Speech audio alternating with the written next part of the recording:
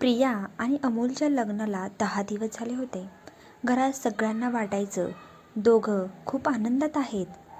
पण त्यांच्या खोलीत मात्र अजूनही 2 अनोळखी माणसं राहत होती. अमोल रात्री उशिरापर्यंत बाल्कनीत उभा राहायचा. प्रिया शांतपणे त्याच्यासाठी गरम दूध ठेवायची आणि काहीही न बोलता झोपून जायची. कारण त्यांच्या दोघांमध्ये एकदा सुद्धा जवळीक आलेली नव्हती आणि दोघांचं बोलणंही होत नव्हतं. एक रात्री पाऊस जोरात कोसळत होता. बाहेर खूप वीजही चमकत होती आणि मोठा कडाडट झाला. तेव्हा प्रिया खूप घाबरली आणि जागी झाली. क्षणभर तिची नजर अमोलकडे गेली. तोही तिच्याकडेच पाहत होता आणि त्याने विचारलं, तुला भीती वाटत आहे का? त्याने हलक्या आवाजात विचारलं. यावर प्रिया हसली आणि म्हणाली, लहानपणापासून. अमोल पहिल्यांदा तिच्या जवळ आला आणि म्हणाला, घाबरू नकोस, मी आहे इथेच.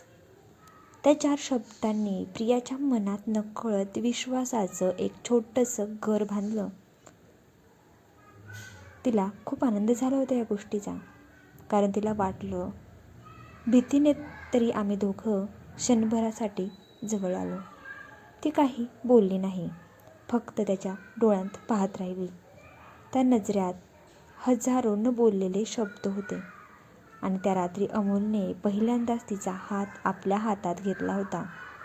थंडगार हात, हलकीशी थरथर आणि मनात धडधडणाऱ्या 2 ठोक्यांचा एकच ठोका. सॉरी, अमोल हळूच म्हणाला. मी तुला खूप दूर ठेवलं. प्रियाने हलकसं हसत उत्तर दिलं. कधी कधी उशिरा मिळालेलं प्रेम आयुष्यभरासाठी खास असतं.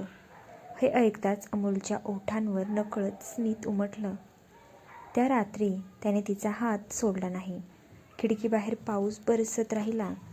आत मात्र 2 मनांमध्ये प्रेमाची पहिली सर अलगद बरसू लागली.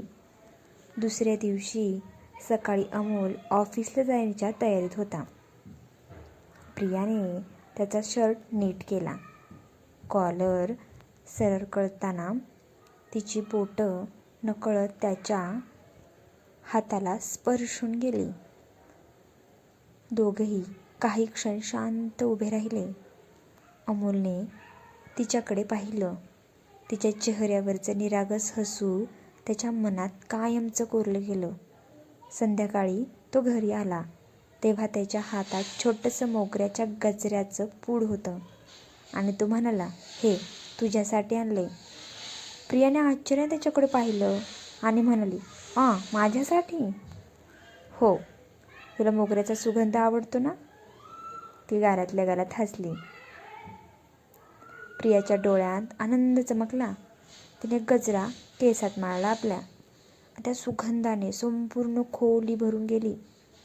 अमोल तिच्याकडे तर पाहतच राहिला आणि म्हणाला, तू ना खूप सुंदर दिसतेस.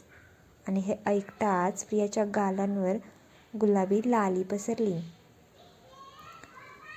त्या रात्री दोघं बाल्कनीत बसून पाऊस पाहत गरम चहा पित होते.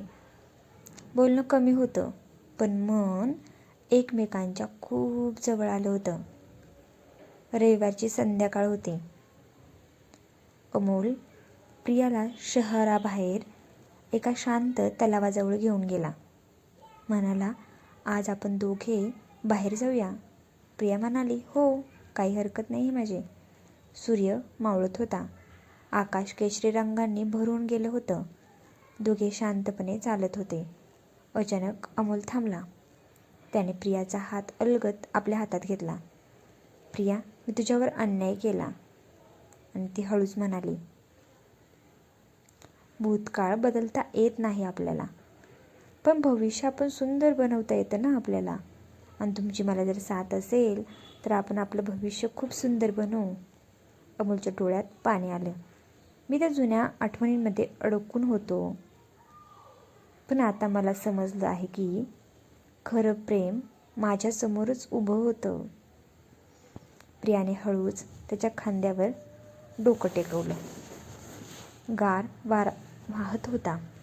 दोघे काही क्षण तसेच उभे राहिले. त्या संध्याकाळी त्यांच्या नात्याला प्रेमाचं खरं नाव मिळालं होतं. त्या रात्री त्यांच्या खोलीत मंद पिवळा दिवा लावलेला होता. खिडकीतून चांदण्याचा हलका प्रकाश आत येत होता. अमोल प्रियाजवळ आला. आजपासून तुझ्या डोळ्यात अश्रू येऊ देणार नाही, हा माझा शब्द आहे प्रिया. प्रियाने हलकं हसत विचारलं आणि म्हणाली, खरंच? हो, कारण आता माझं जग तू आहेस प्रिया. त्याने तिचा हात अलगद आपल्या हातात घेतला आणि तिच्या गालावर हळूवार स्पर्श केला. तिच्या ओठांवर हळूवार चुंबन केले. दोघांनी एकमेकांना प्रेमळ मिठी मारली. त्या मिठीत विश्वास होता, जिव्हाळा होता आणि दोघांचं एकमेकांवर असलेलं प्रेम होतं आणि आयुष्यभर एकमेकांची साथ देण्याचा निशब्द वचन होतं. खिडकीबाहेर चंद्र शांतपणे चमकत होता. आत दोन हृदय एकाच स्वप्नात हरवून गेली. त्या दिवसानंतर त्यांच्या घरात फक्त हसू, प्रेम आणि एकमेकांची काळजी होती. अंतराने सुरू झालेलं नातं आता आयुष्यभराच्या प्रेमात बदललं होतं. मित्रांनो, ही स्टोरी जर तुम्हाला आवडली असेल तर नक्की आपल्या व्हिडिओला लाईक करा आणि ही स्टोरी कशी वाटली कमेंट करायची आहे.